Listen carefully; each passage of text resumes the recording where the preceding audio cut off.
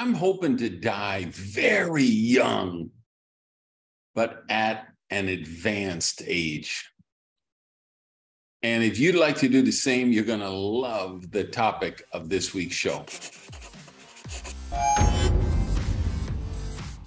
Hey guys, welcome to another episode, one that I think is kind of a fun topic, an intriguing one, which is how we deal with getting old. We have a really, I think social media especially has fostered this continuing progression toward a really superficial, judgmental perspective toward getting old. There's so much cosmetic surgery. There's so much abuse on social media. There's so many poor young teenagers who are just getting neurotic with these idealized images which are presented, and where we're at now with artificial intelligence and the way that's going with photography and Photoshop and deep fake videos and these apps on some, the filters on some of these apps, which we've talked about in some earlier shows. It's really crazy. And people are just, they're going nuts because they're growing older. And I'm no different than anyone else. I have the thoughts of my impending mortality, and I have my body not responding the way it is today. You know, after I go to a softball tournament and play 5 games in a day, it doesn't respond the same way it did 20 years ago. I get that, but I also celebrate the learning and the wisdom and just the journey that comes along with growing older. So I wrote a Friday philosophy about it. You guys, if you don't subscribe, you can go to randygage.com, and right on the homepage, you'll see my email newsletter. So I put out something to think about, a challenge or topic every week. So last Friday was this topic, and I got really an intriguing response. And I thought, okay, I really do need to share this with the podcast group. So here we are. What I came up with in this newsletter that I wrote was 9 lessons that I had to learn myself about getting older. So I want to share them with you because I think they're really can be instrumental to helping you create a prosperous life. So let's jump into them. Lesson number 1 should be fairly obvious. Don't cling to youth. Listen, when you're 17 years old and you heard Gene Simmons and Peter Criss and whoever in KISS talk about they want to rock and roll all night and party every day, great. At 17, that is an amazing life goal. At 27, 37, or 67, that's probably not the best way you want to spend your life. I go down to the gym the other day, and there's this, I don't know, maybe he's 45-year-old guy, and he's wearing sunglasses in the gym. He has his gangster shorts, his gangster shoes. He's wearing his baseball cap backwards. And I'm thinking, dude, you're just trying too hard. You're not 20 anymore, and it's okay. It's okay. This plastic surgery, whenever I happen to get sucked into the vortex we call Instagram, and I get assaulted with these pictures of these Instagram bimbos with all the lip supplementation and the skin pulled so tight, and it's like, ladies, when you're 35 and 45 and 55, you're supposed to get some crow's feet, some creases in your headline, some lines, and that makes you beautiful. I love it when I see an actress like Judi Dench or somebody who's, an elderly age, and they just act their age and they're comfortable in their own skin and they look amazing. And then I see other actors and actresses on TV with so much plastic surgery that their lips don't even match what they're saying. It's like watching a kung fu movie where they splice English instead of Chinese. It's like the face isn't even natural. It's just don't get sucked into all of that. Just celebrate however old you are. That's my advice for what it's worth. Lesson number 2, make easy choices and you get a hard life. Make hard choices and you'll create an easy life. And the way this happens in prosperity is it's a hard choice to get up and do cardio. It's a hard choice to pass up the hot fudge banana split sundae. It's a hard choice to make things like that.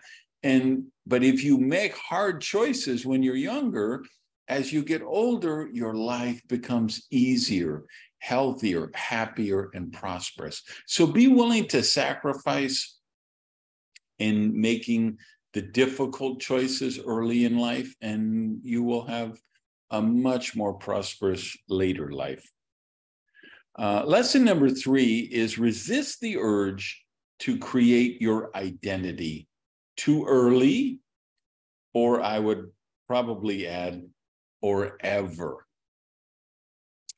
I wrote a blog about this. It's in my Radical Rebirth book. I honestly believe every time you create an identity for yourself, it's like volunteering for a lobotomy, because you're literally closing off portions of your brain can no longer be accessed. Because when you identify yourself with a label, you create an identity. So when you say, I'm an environmentalist, I'm a Christian, I'm a Muslim, I'm a Dodgers fan, I'm a Ford guy, I'm a whatever. You create that identity, and then that creates this human desire to defend that identity. So if you determine you're a Toyota guy, and now Hyundai comes out with an amazing car with much better features, you'll never get the benefit of it, because you say, no, I don't buy Hyundai. I'm a Toyota guy, right? Every time you create an identity like that, you're limiting your options. So if you're determined to create an identity for yourself, create the identity of, I'm an explorer. I'm committed to discovering the possibilities in life. And that'll serve you really well, I think. Lesson 4 is don't live in the past. It's never as ideal as we remember it. We have this gauze or this filter that kind of polishes up our reminiscing and our nostalgia. And we thought everything was so much simpler. Everything was so much easier. Everything was so much happier. No, you had the same trauma, drama, trials, and tribulations in your life. It's just you've had time to distance them from them. And every time you're focusing on the past, you're giving away the present, which leads us to lesson 5, which is don't live in the future either. Set goals, envision possibilities, give yourself, I love people who set goals of things they want to do, have, or become, but never give away the present, because it is living in gratitude with those moments. It's experiencing the moments in your life as they happen that create prosperity. So you're seeing, if you're watching on YouTube, this is my condo in my little island between Miami and Miami Beach. I have some new roommates. I had a planter out on my balcony, and the plant died. I took out the plant, threw it away, and I haven't had a chance to go get a new one. And I came out one day and discovered that it had been co-opted by a mama pigeon who had laid 2 eggs and turned my planter into a nest. And I'm having the time of my life, just checking on them every day. I'm just celebrating.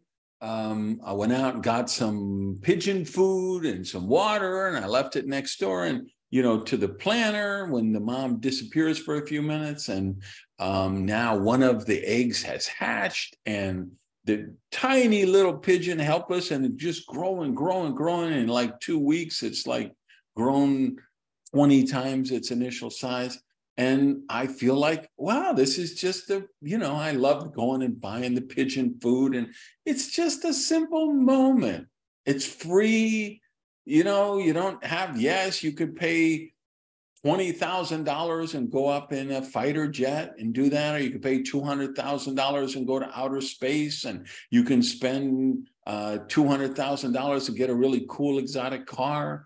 And yeah, that stuff's good, but there's also appreciating the flowers, playing with the puppy, just holding hands with somebody you love, letting people know you care about them, watching the pigeon be born on your balcony, right? Savor the moments. Lesson 7, don't try to live through your kids. Please. You had your chance, now give them theirs.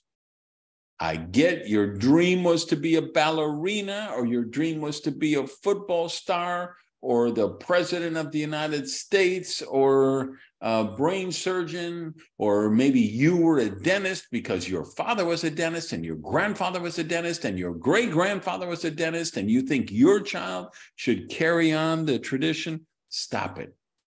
Share your passions with them, nurture their creativity, nurture their critical thinking skills, nurture their curiosity, then celebrate them with joy as they live their own life. And lesson 8, this is not for little ears, so make sure nobody's listening. Spice it up, for fuck's sake.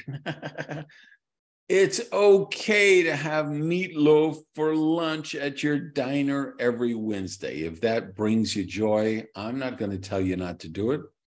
But every now and then, try the turkey. Every now and then, go, make sure the other days of the week you're going to different places. Try a new dish now and then. Don't allow your news, your politics, and your entertainment to always come from the same ecosystem. Most people have spent their entire life buying the same laundry soap, using the same toothpaste, voting for the same political party, cheering for the same sports team. What happens is you develop this intractable, finished view of the world. So you think everybody who doesn't agree with you is a woke, liberal, brainless, mindless moron, or you think everybody who doesn't agree with you is a racist, fascist, Trumpster, MAGA militia member, I don't know what. And then you just filter everything through that preconception that you have. I called it in a post. If you want to read more about it, search my blog for concrete brain. And that's what happens when you're just always following the same routine, the same thought patterns. Science has actually proven when you have the same thought over and over again, it actually creates neural pathways in your brain.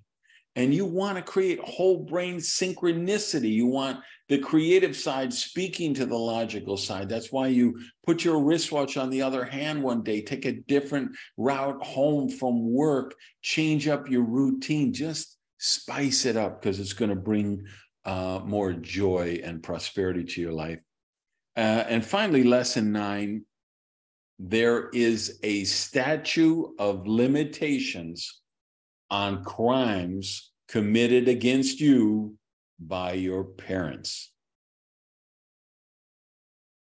I get, and I don't, I'm being, I'm using a whimsical turn of phrase here.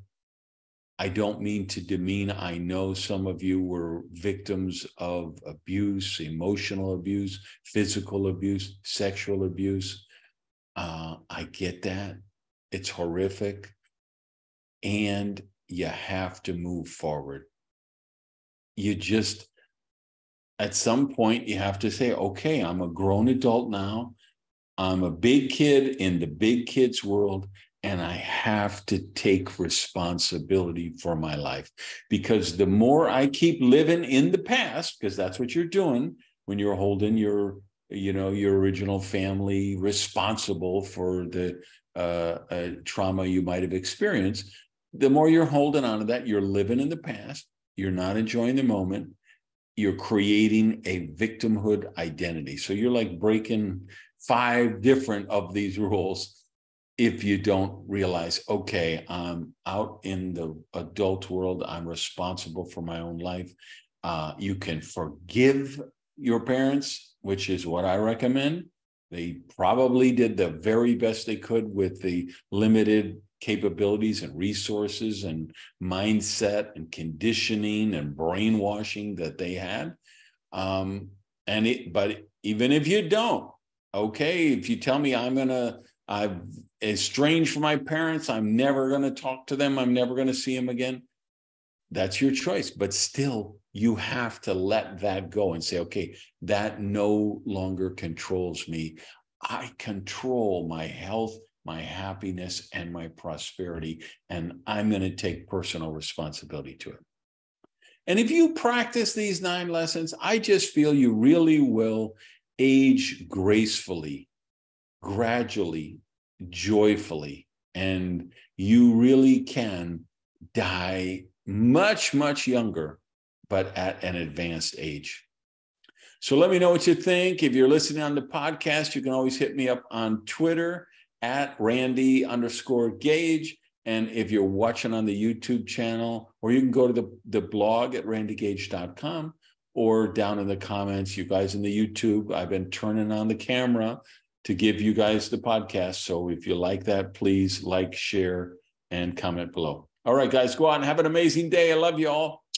Peace.